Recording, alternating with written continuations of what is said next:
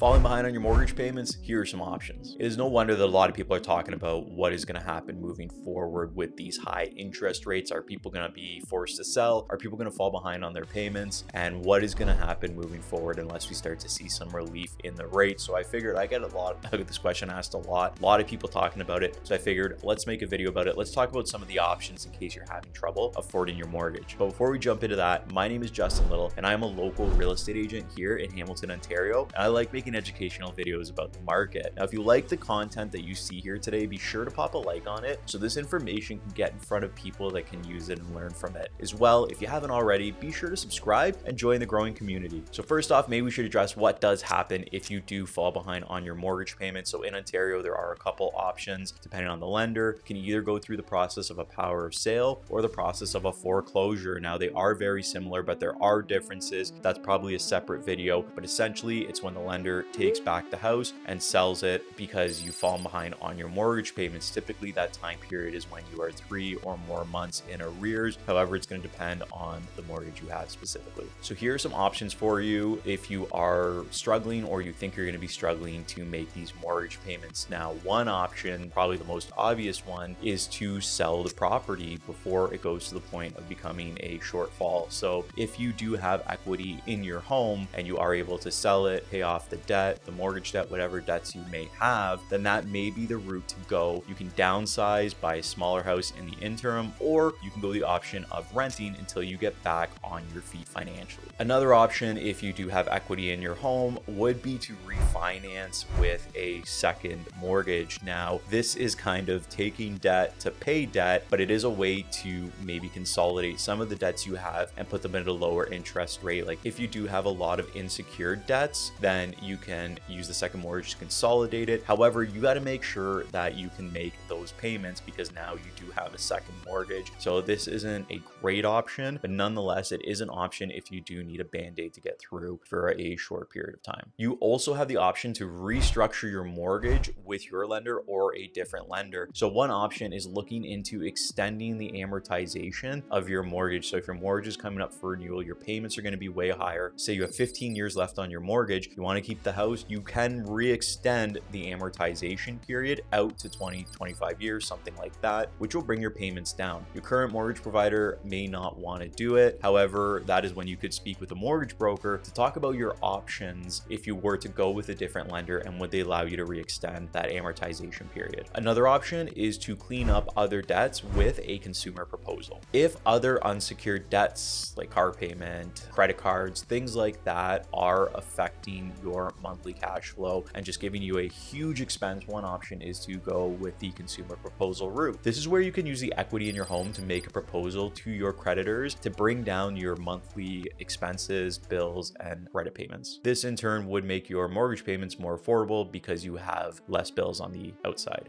Another option is just to straight up file bankruptcy. A consumer proposal will help you avoid bankruptcy. However, if bankruptcy is a better way to eliminate debt, there are ways to file for bankruptcy and hang on to your home, but this is where you would need to speak with a professional on that topic. The final option would be to walk away from your home. If your mortgage is underwater, and what this means, your home is worth less than the amount that is owed on it, then you may just have to walk away from your home. And if there are any shortfalls, then you can deal with it through bankruptcy or a consumer proposal. So the last option isn't the best option, but I think that really would be your last option if you are in that situation that you don't have any equity to play with. So I hope you found this information helpful. I hope if you know somebody that is in a tough situation that they can benefit from these tips as well. If you are going the road of selling, I do have to put some promo in here. I have a real estate agent in Hamilton, Ontario, and we can definitely discuss your options to make sure that you get the highest possible price so you are walking away with the most amount of money in your pocket and turning a bad situation into a less worse situation. Anyways, thanks for tuning in again this week. I appreciate your views each and every week, and I look forward to seeing you again next week.